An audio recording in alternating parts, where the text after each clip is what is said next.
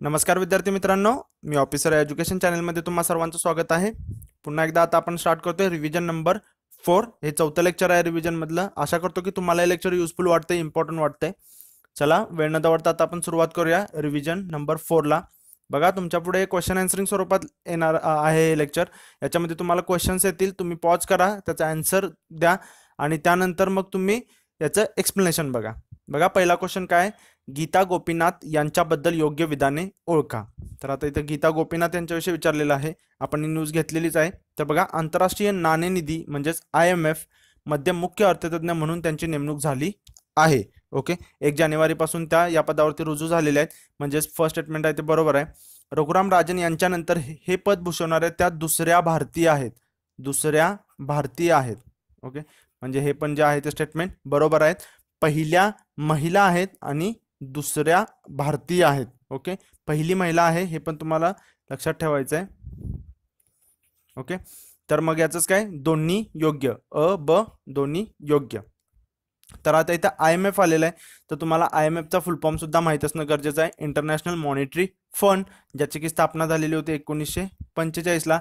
याचं जे हेडक्वार्टर आहे ते वॉशिंग्टन DC ला आहे। ओके, आता तुम्हाला दुसरं माहित पाहिजे की आता गीता गोपीनाथची निवड झाली तर ही त्या कोणाच्या जागी झालेली आहे, तर मॉरिस ऑस्टफिल्ड। ओके, हे पण मी तुम्हाला सांगतो इथे, मॉरिस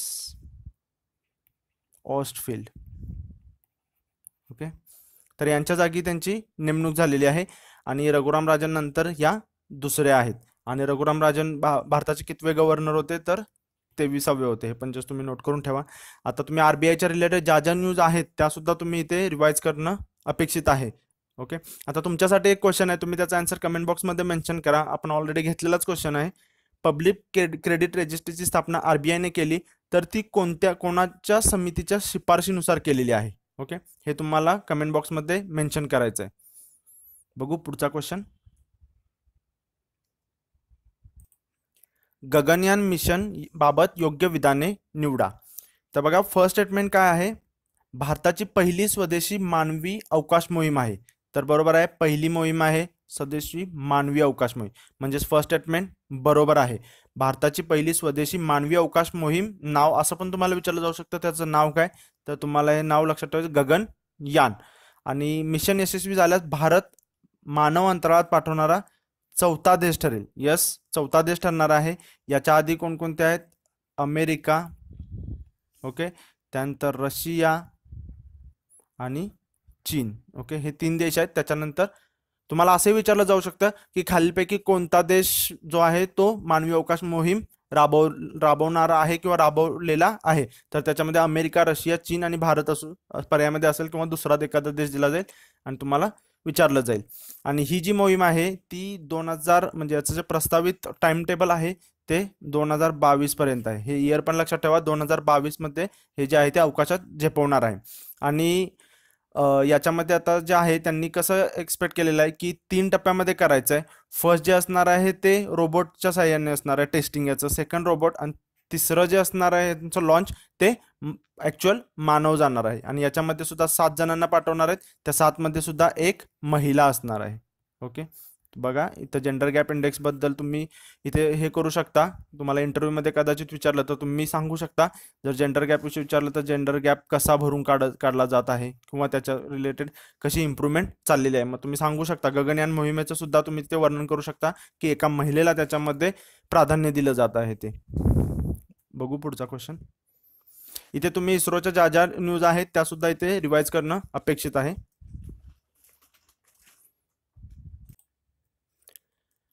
RK लक्ष्मण यांचे आत्मचरित्र द टनेल ऑफ टाइम असून त्याचा मराठीत अनुवाद अशोक जैन यांनी केला आहे, ज्याचे शीर्षक काय आहे।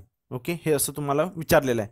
बघा पहिलं म्हणजे RK लक्ष्मण यांचं आत्मचरित्राचं नाव लक्षात ठेवा तुम्ही, काय, द टनेल ऑफ टाइम, त्याचा मराठीत अनुवाद कोणी केला, तर अशोक जैन यांनी केलेला आहे।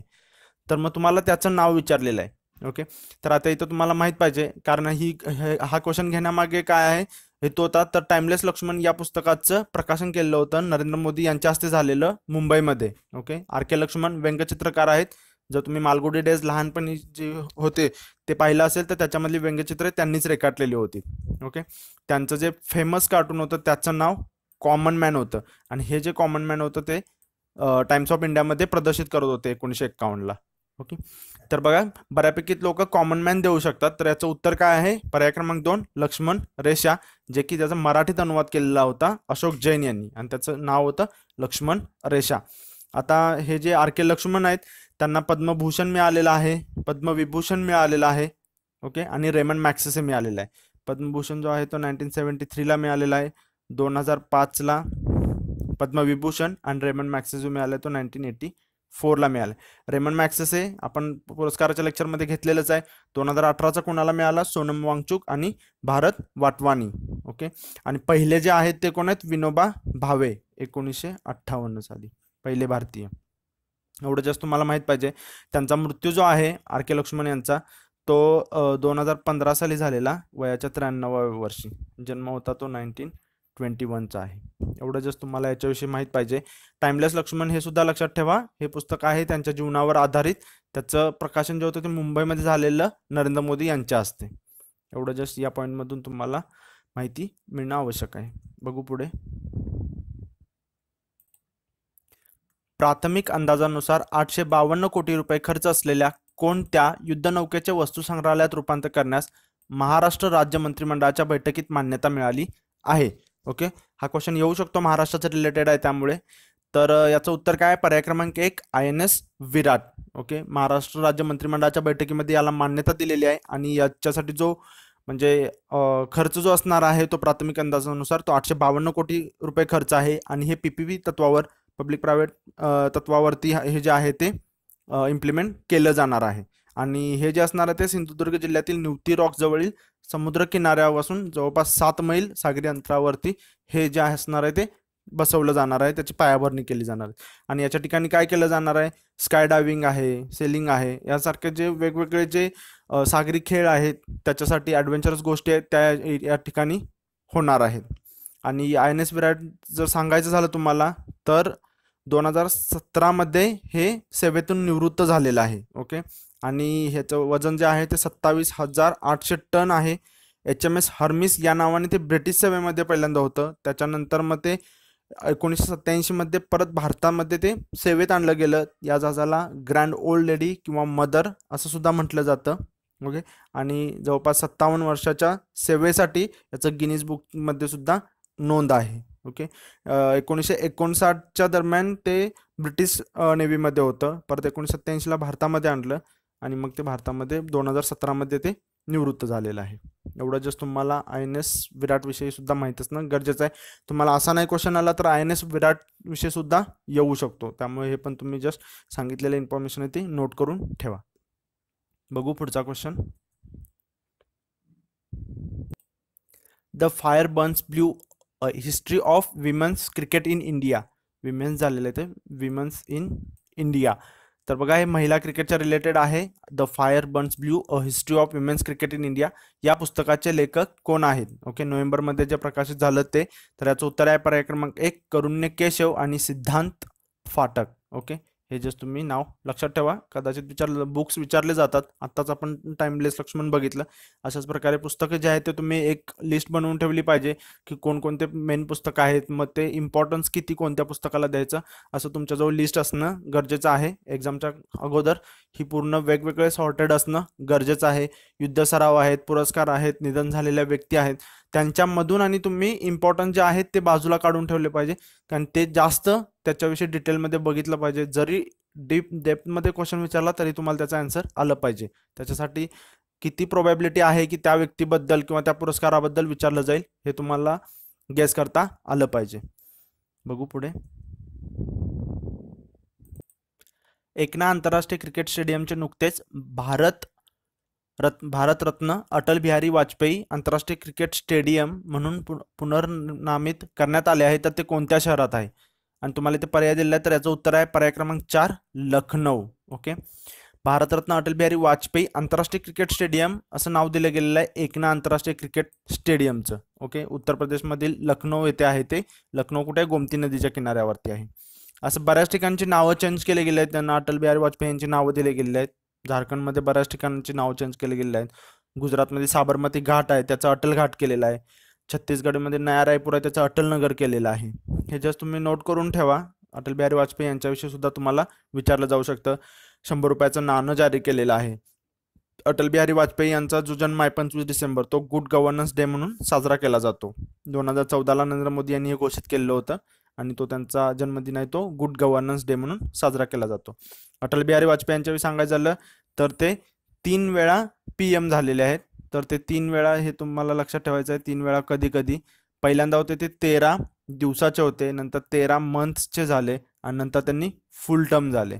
फुल टर्म जे झाले ते 99 ते 2004 आणि 13 महिन्याचे होते ते 98-99च्या दरम्यान आणि 13 दिवसाचे होते ते 96ला. ओके, एवढं जस्ट तुम्ही नोट करून ठेवा. ते 10वे PM होते. त्यांना भारतरत्न मिळालेलं आहे, पद्मविभूषण मिळालेलं आहे. त्यांच्या कविता सुद्धा तुम्हाला माहिती असणं गरजेचं आहे. अमर आगे, क्या कोया क्या पाया, कैदी कविराज की कुंडलिया. मी ज्या ज्या वेळेला आलेला आहे त्या वेळेला या गोष्टी रिवाइज केल्या आहेत, आताही परत सांगतोय. ओके, एवढं जस्ट तुम्ही याच्यातून नोट करून ठेवा. ते पहिले PM आहेत जे की ज्यांनी नॉन इंडियन नॅशनल काँग्रेस पार्टीची असताना त्यांनी सुद्धा ते पूर्ण टर्म भूषवलेली आहे. Okay, non Indian national Congress पार्टीचे PM आहेत पहिले की ज्यांनी पूर्ण टर्म PM पद सांभाळलेलं आहे. एवढं जस्ट तुम्हाला माहित पाहिजे. 10वे PM. बघू पुढचा क्वेश्चन. भारत सरकारने राष्ट्रीय पेन्शन योजनेमधील NPSचा फुल फॉर्म काय, राष्ट्रीय पेन्शन स्कीम, आपले योगदान 10% वरून वाढवून किती टक्के केलेलं आहे. आता हे पण तुम्हाला लक्षात ठेवायचं. असं विचारलं जाऊ शकतं की आधी किती होतं. आधी 10% होतं, तर आता किती झालेलं आहे, 14%. ओके, म्हणजेच पर्याय क्रमांक 2 याचं उत्तर आहे. तर NPS नॅशनल पेन्शन स्कीम सुरुवात झालेली आहे 2004 साली. सेवानिवृत्तीनंतर राष्ट्रीय पेन्शन प्रणालीमधून काढली जाणारी रक्कम जी आहे ती सुद्धा आता करमुक्त झालेली आहे.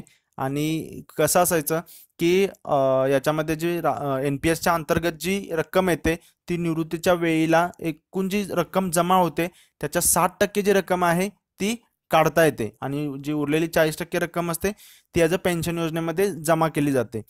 आणि मग आता काय झालेलं आहे की ही जी 60% रक्कम आज काढतो आपण ती पूर्ण करमुक्त झालेली आहे. पहिलं कसं होतं, 40% रक्कम करमुक्त होती आणि 20% जी रक्कम राहिलेली असते जी पहिली होती ती त्याच्यावरती कर आकारला जायचा. ओके, कळलं तुम्हाला की पहिलं आता काय केलेलं आहे, पेन्शनमधून जी रक्कम जी काढली जाते 100% रक्कम आहे त्याच्यामध्ये 60% रक्कम काढू शकतो. तर पहिलं त्याच्यावरती 20%वरती जो होता कर आकारला जायचा 60 मधल्या 20%वरती, पण आता ती 60च्या 60% जी आहे ती करमुक्त झालेली आहे. हे पण तुम्ही लक्षात ठेवा. जर मल्टीलायनर NPSच्या रिलेटेड आला तर नक्की हे वाक्य तुम्हाला बघायला मिळतील. बघू पुढे. बँकॉकमध्ये आयोजित केलेल्या मिस युनिव्हर्स 2018 स्पर्धेची विजेती कोण आहे. तर याची विजेती आहे कॅट्रियोना ग्रे. देश माहीत पाहिजे तुम्हाला, फिलिपाईन्सची 4थी सुंदरी आहे, 24 वर्षाची आहे.